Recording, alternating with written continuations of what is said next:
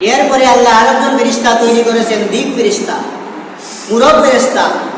ওই ফেরেশতা মুরগের আকৃতি।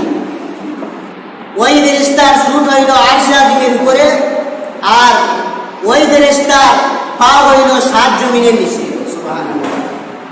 ওই ফেরেশতার দায়িত্ব কি? মুরগ ফেরেশতা।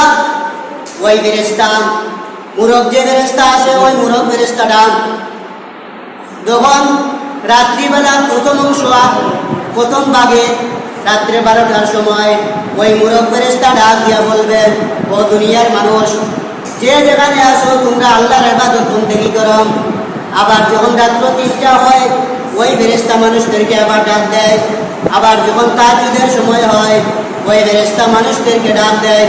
সকল ওই মুরগ ফেরেশতা, মুরগের আকৃতিতে ফেরেশতা যখন তাহাজ্জুদের সময় হয়, ওই সময় মুরগ ফেরেশতা আরশে আজিমে বসে আজান দেয়, তাহাজ্জুদের আজান।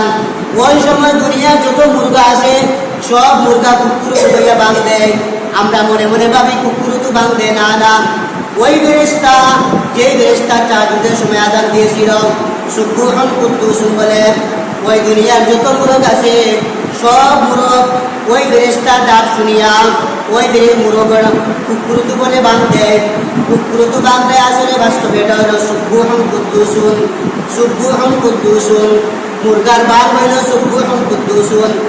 ওই মুরগ ফেরেশতা দিনের যে কোনো এক টাইমে যখন আল্লাহ রাব্বুল আলামিনের তাসবিহ পড়ে সুবহান কুদ্দুসুন, ওই সময় ওই যে মুরগা আছে, দুনিয়ার যত মুরগা আছে সব একটা বাং দেয়, বলে সুবহান কুদ্দুসুন।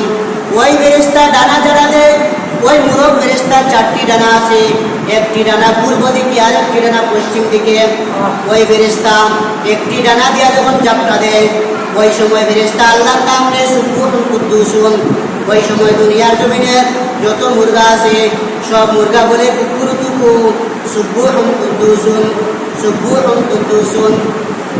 হযরত সুলাইমান আলাইহিস সালাতু ওয়াস সালামের জমানায় যখন একটা মুরগা বাং দিল, সুলাইমান আলাইহিস সালাতু ওয়াস সালাম উম্মতদেরকে প্রশ্ন করলেন, ওই মুরগা কি বাং দিল?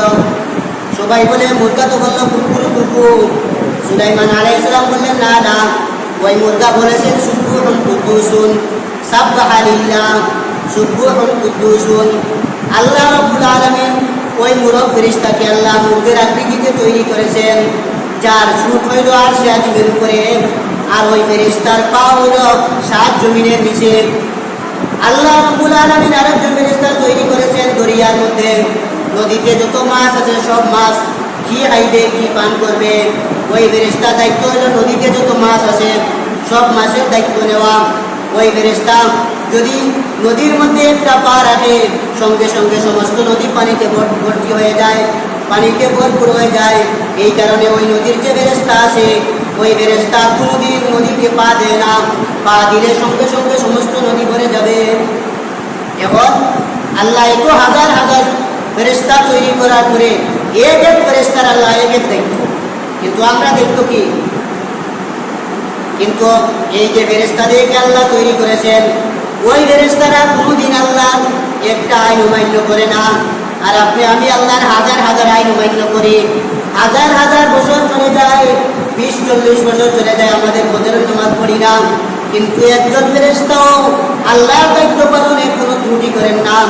আল্লাহ রাব্বুল আলামিন আরো 2জন ফেরেশতা বানাইলেন, নাম হারুত আর মারুত ফেরেশতা। আদম আলাইহিস সালামকে তৈরি করার জন্য ফেরেশতাদের সঙ্গে আল্লাহ পরামর্শ করলেন, ও ফেরেশতারা, আমি আদম বানাইতে